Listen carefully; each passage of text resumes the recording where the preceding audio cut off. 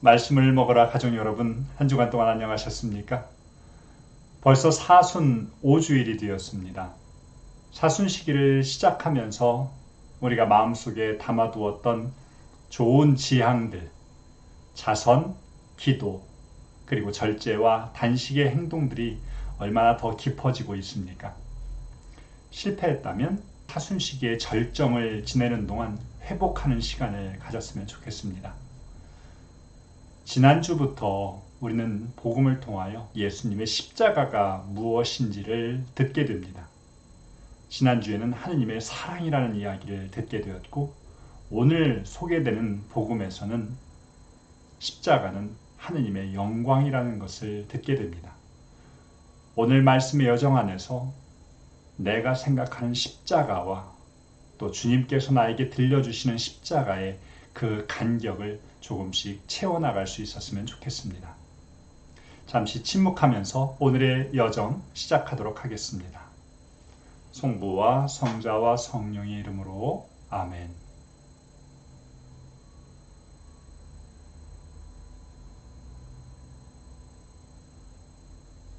은총이 가득하신 마리아님 기뻐하소서.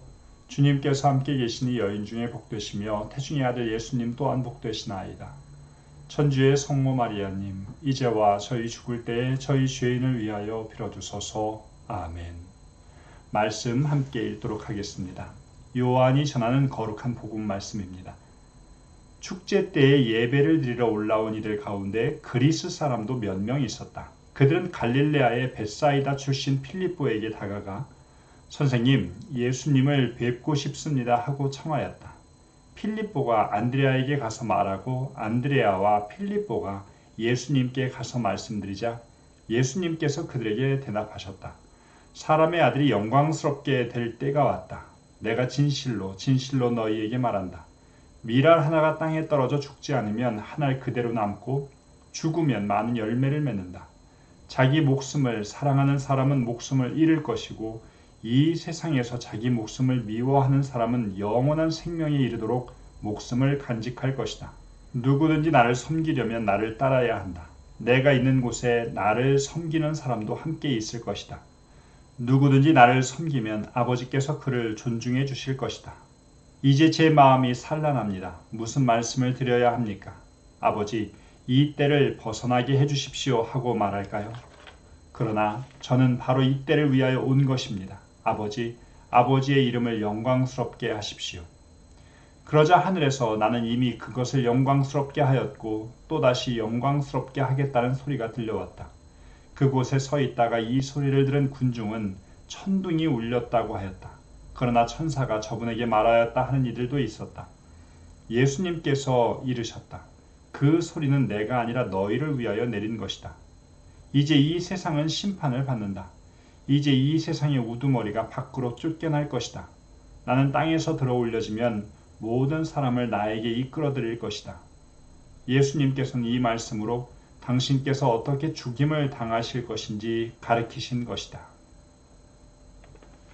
성부와 성자와 성령의 이름으로 아멘. 오늘 복음에서 대부분의 내용을 차지하는 것은 예수님의 말씀 부분입니다.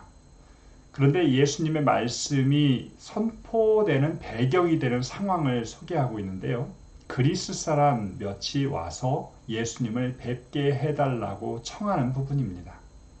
제자들을 통하여 그 이야기를 들으신 예수님께서 오늘의 말씀을 들려주시는데 지난주에 제가 소개해드렸던 대로 요한복음을 읽을 때 우리가 중요하게 들어야 되는 것은 반복되는 단어들, 오늘 특별히 영광과 때라는 단어가 자주 사용되고 있고 진실로라고 하는 예수님의 말씀에 이어지는 부분을 놓치지 말라는 말씀을 드렸습니다. 그리고 오늘 인칭대명사도 굉장히 중요하게 부각되고 있습니다. 너희라고 하는 부분들, 오늘 대부분의 말씀을 들려주시는 내용은 너희, 곧 제자들에게 이르시는 말씀이라는 것을 기억할 필요가 있는 것 같습니다. 그러면 오늘 복음 속으로 조금 더 깊이 들어가 보도록 하겠습니다. 첫 부분은 오늘 복음의 전체적인 상황을 이야기해 줍니다. 축제가 가까워졌을 때에 그 가운데에서 그리스 사람도 몇 명 있었다고 소개하고 있습니다. 이미 예수님 시대에도 이미 이방인들에게도 유다교 신앙이 전파되었다는 것을 소개하고 있습니다. 그런 사람이 오늘 예수님을 뵙게 해달라고 청합니다. 그런데 필립보에게 이야기하고 또 안드레아를 거쳐서 예수님께 이 소식이 전하는 부분을 자세하게 설명하고 있습니다. 그리스 사람, 왜 그가 필립보를 찾았을까요? 필립보와 안드레아는 그리스식 이름입니다.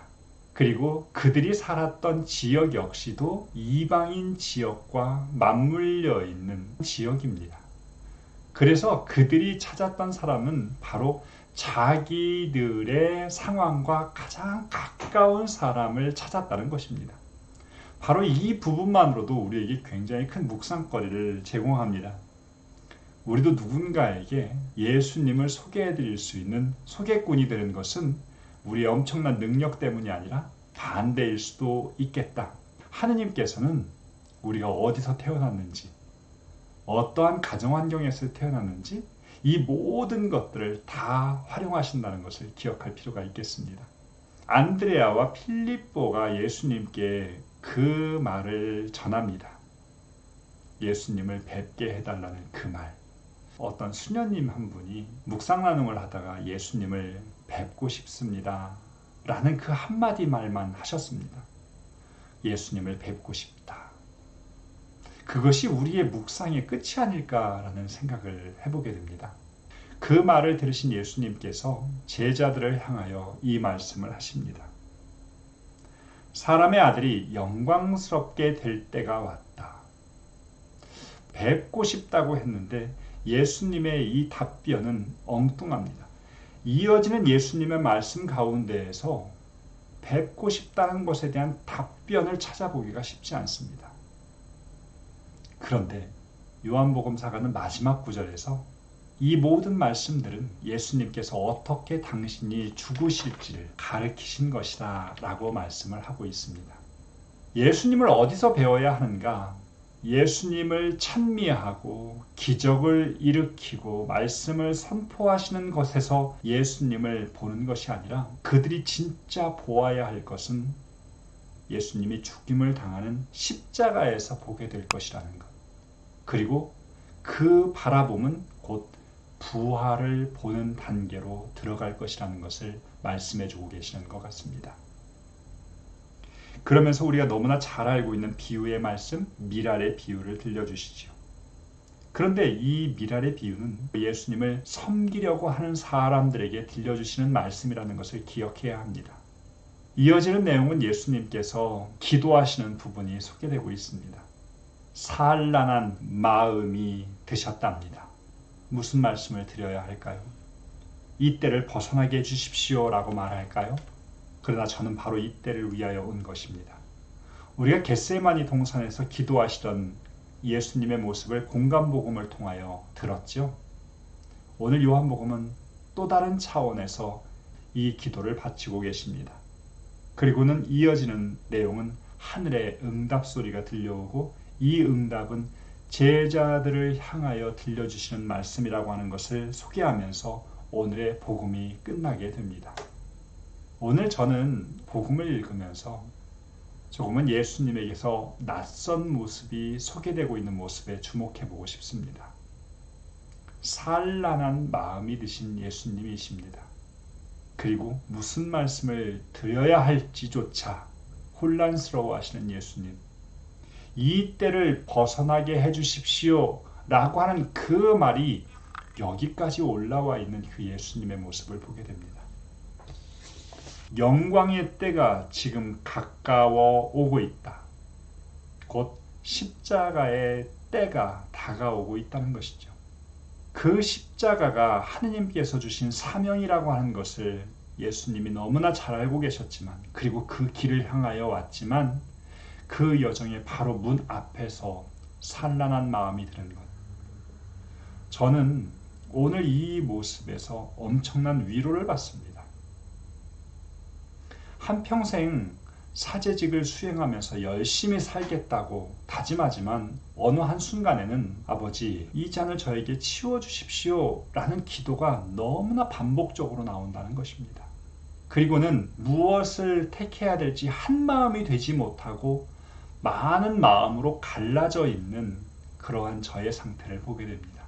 그것이 바로 산란해진 마음이죠. 하느님의 사명 이외에 다른 수많은 것들이 보이는 것, 때로는 의미조차 잃어버리는 상태. 저는 그래서 오늘 예수님의 모습이 더 가까이 다가옵니다.